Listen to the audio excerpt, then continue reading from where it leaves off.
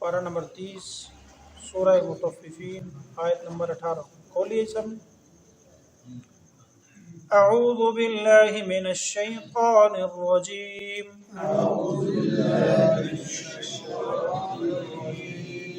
بسم اللہ الرحمن الرحیم کلا ان کتاب الابرار لفی علیین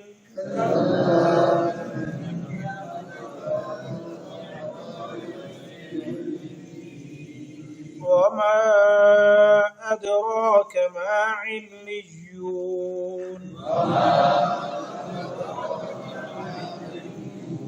كتاب مرقوم يشهده المقربون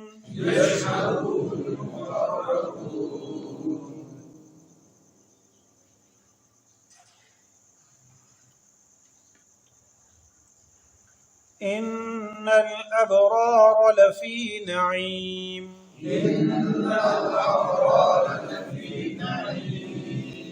صدق اللہ العظیم.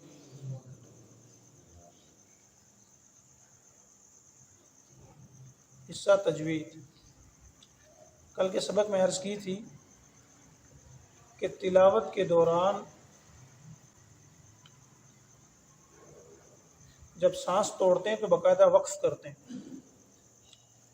اب میں سے کچھ ساتھی پوچھ رہے تھے کہ جہاں سانس ٹوٹ جائے وہیں چھوڑ دیا جائے, آگے شروع کر لیا جائے, تو کوئی حرج تو نہیں ہونا چاہیے. وقف کا ٹھہرنے کا ایک مستقل طریقہ ہوتا ہے.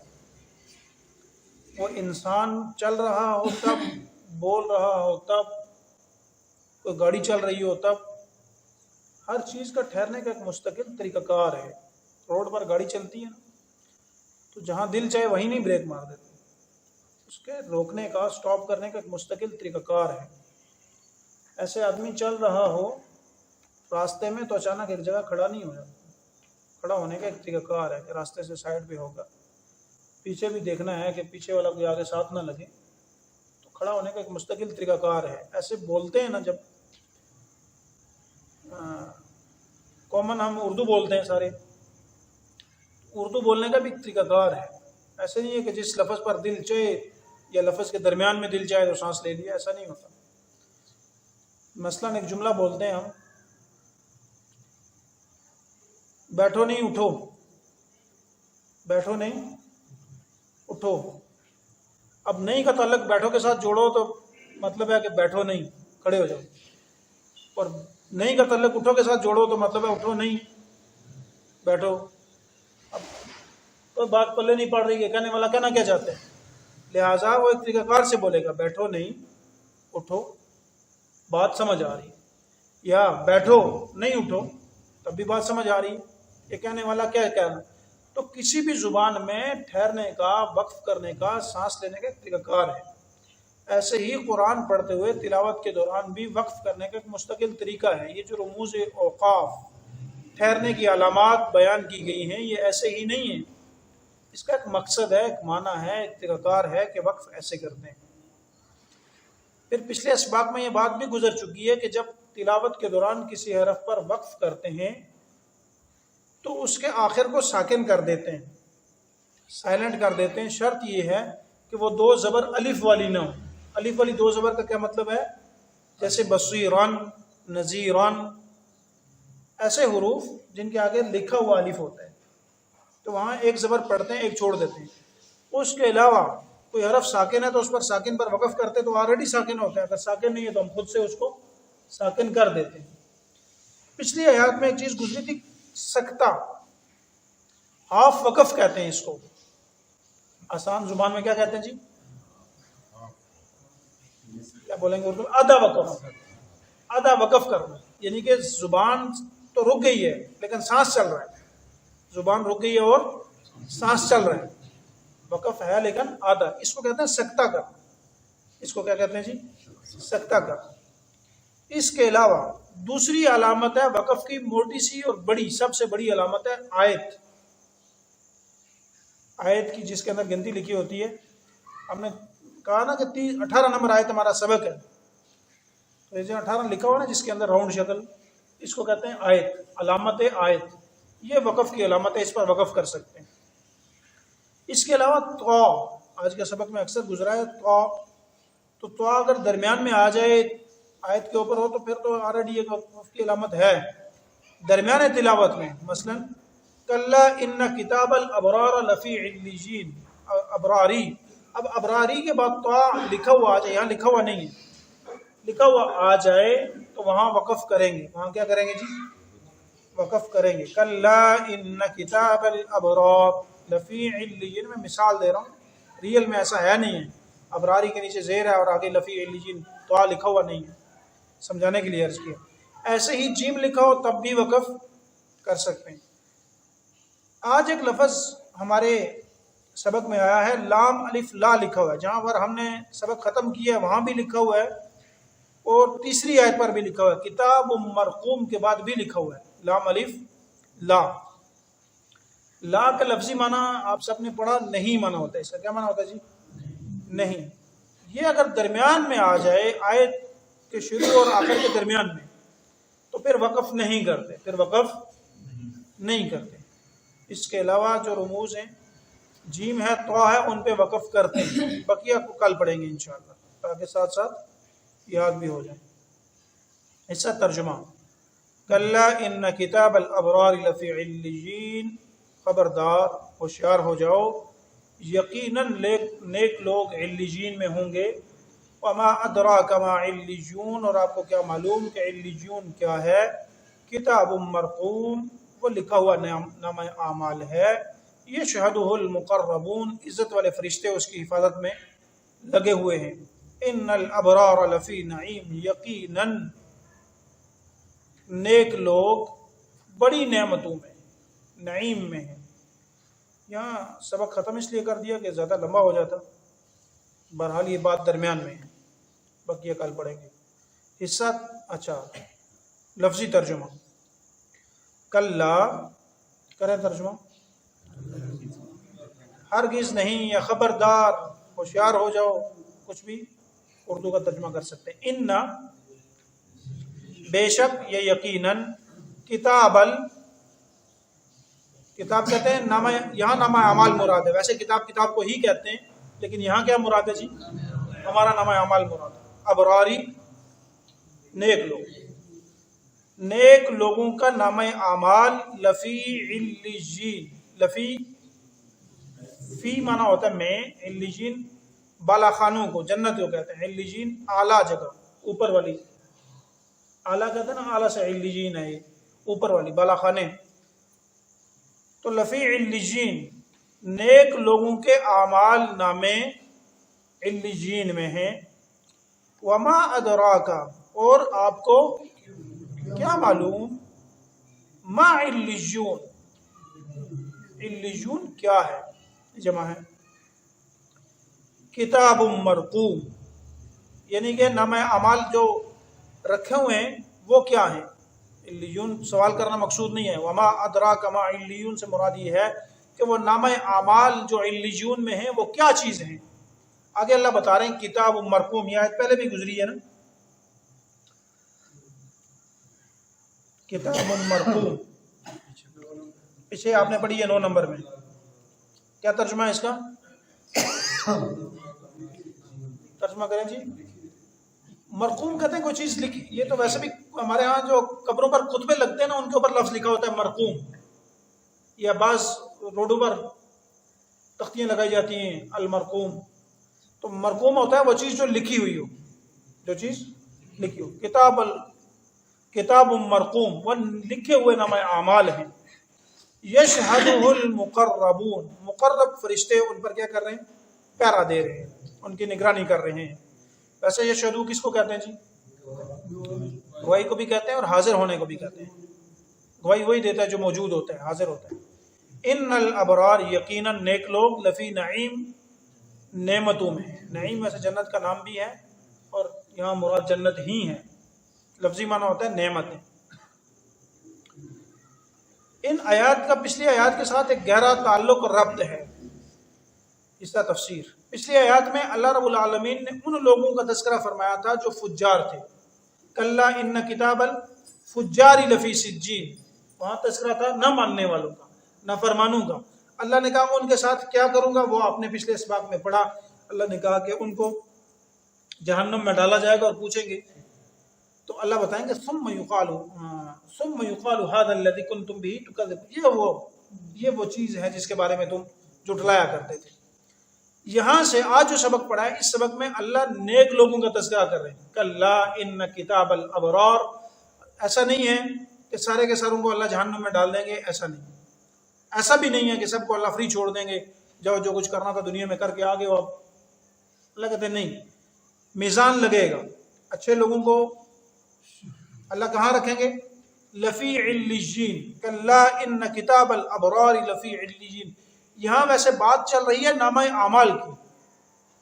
نیک لوگوں کے نامہ اعمال کو بھی اللہ علیین میں رکھیں گے.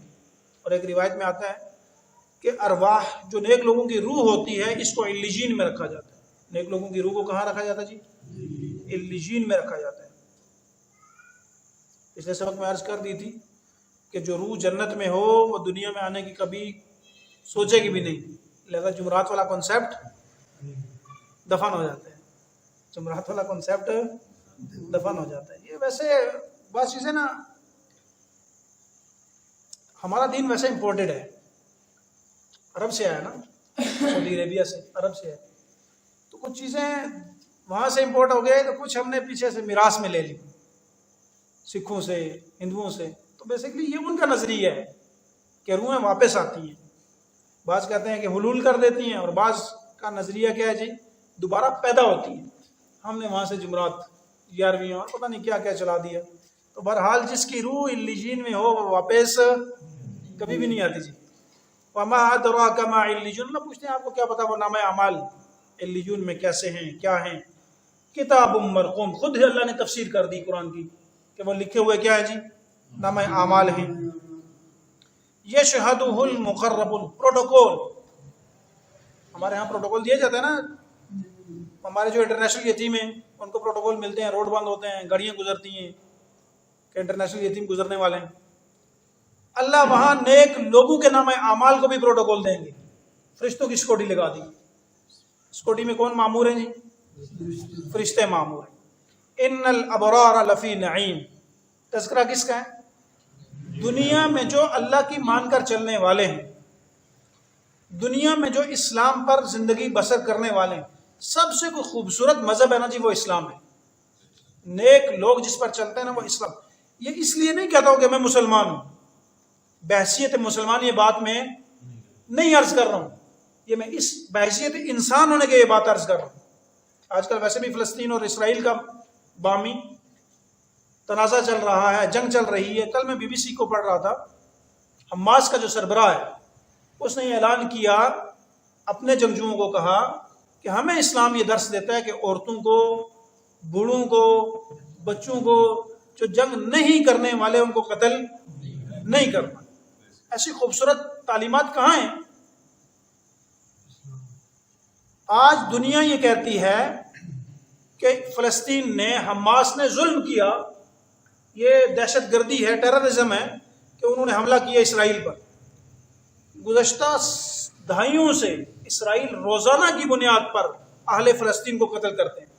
بچے بھی مرتے ہیں، عورتیں بھی مرتی ہیں، بوڑھے بھی مرتے ہیں، جوان بھی مرتے ہیں. کسی کو یہ دہشت گردی نظر نہیں آئی. ابھی انہوں نے اپنا دفاع کرنے کے لیے ان پر اٹیک کیا کر دیا کہ پوری دنیا کیا کہنا شروع ہو گئی یہ دہشت گردی ہے. حالانکہ دہشت گردی وہ ہے، امریکہ نے افغانستان میں ایک عرصے تک بمباری کی، بلا تفریق سب کو قتل کیا، لیکن وہ دنیا کو نظر نہیں آیا. ابھی اسرائیل کے اندر سب کو نظر آ رہا ہے یہ ٹیررزم ہے، یہ دہشت گردی ہے، نہیں ہونی چاہیے. وہ خود بھی یہ کہتے ہیں یہ نہیں ہونا چاہیے، ہمیں امن سے رہنے دو. یہ بات میں نہیں کہہ رہا ہوں، اہل فلسطین بھی یہ کہتے ہیں کہ ہمیں امن سے رہنا ہمارا حق ہے، ہمیں امن توڑنے پر مجبور نہ کرو. یہ جو جنگ ہے یہ دفاعی ہے. اور کس کے ساتھ ہے؟ صرف ان کے ساتھ ہے جو ان کو مارتے ہیں، جو ان کے مقابل جنگ کرتے ہیں۔ اور آپ کو یہ پتہ ہے، آپ تاریخ پڑھتے ہیں، ان کی نیوز دیکھتے ہیں، ڈاکومنٹریز دیکھتے ہیں کہ ان کے بچوں کو بھی باقاعدہ ٹرین کیا جاتا ہے، اسکولوں میں دنیا میں ایجوکیشن دی جاتی ہے۔ ہمارے ہاں یہ نعرہ ہے کہ مار نہیں پیار، اسکولوں کے باہر لکھا ہوتا ہے۔ اسرائیل کے اسکولوں کے اندر اسلحہ چلانا سکھایا جاتا ہے باقاعدہ، 2 سال کی ٹریننگ لازمی ہے۔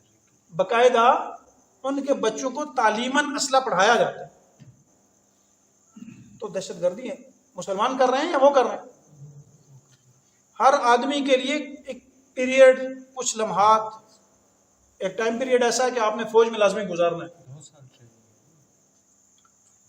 یہ بتا رہے ہیں کہ 2 سال، بہرحال ایک ٹائم پیریڈ مخصوص ہے ان کا کہ وہ وہاں گزارا جاتا ہے۔ وہ تو باقاعدہ ان کو تعلیم دیتے ہیں، سکھاتے ہیں، تیار کرتے ہیں۔ تو جنگ والوں کی صرف جنگ ان کے ساتھ ہے جو جنگ کرتے ہیں، وگرنہ اسلام دنیا میں واحد مذہب ہے جو پیار کا درس دیتا ہے۔ اسلام از اے پیسفل مذہب، یہ دہشت گردوں کا مذہب نہیں ہے، محبت سکھاتا ہے۔ ایسی حالت میں جب اسرائیل غزہ کے اوپر بمباری کر رہا ہے بلا تفریق، اور BBC کے اندر لکھا ہوا تھا، میں نے پڑھا، اپنی آنکھوں سے دیکھا کہ اسرائیل نے غزہ کے اوپر پانی بھی بند کر دیا، بجلی بھی بند کر دی، غذا بھی بند، خوراک بھی بند کر دی، آگے وغیرہ وغیرہ ETC۔ اب ETC وغیرہ وغیرہ میں کیا آتا ہے جی؟ میڈیسن بھی آتی ہے۔ ہمارا مذہب یہ کہتا ہے کوئی مر رہا ہو تو اس کو کیا کرو؟ بچاؤ۔ اور ایک انسان کو بچانا پوری انسانیت کو بچانے کے مترادف ہے۔ یہ کس کی تعلیمات ہے؟ اسلام کی تعلیمات۔ اور وہ کیا کر رہے ہیں؟ وہ کہہ رہے ہیں دوائیاں بھی وغیرہ وغیرہ میں شامل ہیں نا، بند کر دو، یہ بھی بند کر دو، وہ بھی بند کر دو، ہر چیز، حتیٰ کہ ان کے قبضے میں ہوا نہیں ہے وگرنہ وہ بھی وہ بند کر دیتے ہیں۔ تو دنیا میں سب سے خوبصورت اگر کوئی مذہب ہے، اگر اس کا تبصرہ کیا جائے بحیثیت انسان نہ کہ بحیثیت مسلمان، تو نظر آئے گا کہ اسلام سب سے خوبصورت، سب سے محبت والا مذہب ہے، وہ اسلام ہے۔ اس کے ماننے والوں کو کہا گیا ان الابرار لفی نعیم، دنیا سجن المؤمن و جنت الکافر۔ اگر تنگی میں زندگی گزاری ہے، فقر و فاقے میں زندگی گزاری ہے، قید خانے میں زندگی گزاری ہے، اللہ فرماتے ہیں دنیا تو ویسے بھی تمہارے لیے قید خانہ ہے، تمہارے لیے کیا ہے؟ ان الابرار لفی نعیم کا میں نے انتظام کر رکھا ہے۔ اور ہوگا کیا وہاں پر؟ اللہ نے ایک ہلکی سی جھلک دکھائی ہے، کل کے سبق میں ہم پڑھیں گے۔ بہرحال جھلک کیا ہے؟ علی الارائک ینظرون تعرف فی چہرے ہی ایسے ہوں گے کہ تب دیکھتے ہی نا سکون آئے گا۔